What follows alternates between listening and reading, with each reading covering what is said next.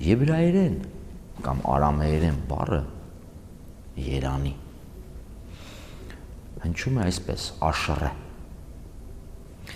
որի արմատը աշար նշանակում է առաջընթաց, առաջ գնալու ընթացք։ Ուրեմն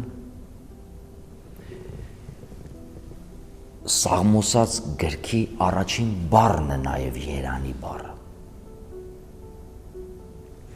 որտեղ երանի է տրվում այն մարդուն, որը չի շարժվում անօրենների կամ անաստվածների խորհուրդներով, տեսեք, երանի եւ շարժում։ Արդեն այս համատեքստում երևում է ինչ է նշանակում։ Իդեպ, մենք էլ, որ մեր երջանկությանն ենք ձգտում մեր ընկալմամբ, դարձյալ շարժվում ենք։ Ինչ-որ մի բան ենք, ինչ-որ ձգտում ունենք, ինչ-որ մի տեղ ենք ուզում հասնել, ջանք ենք գործադրում։ Որովհետև կյանքը ընդհանուր շարժում է։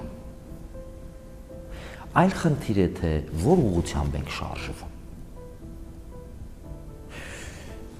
Սաղմոսի համատեքստում ոչ է ասվում հետևյալ ուղղությանը։ Ասում է երանի է այն մարդը, որը չի շարժվում անօրենների, անաստվածների խորհուրդներով, չի կանգնում մեղավորների հետ եւ չի նստում դաժան մարդկանց, ժանտ մարդկանց բնագրի բառը կամ եբրայերեն բնագրի բառով ծաղրող մարդկանց շրջապատում։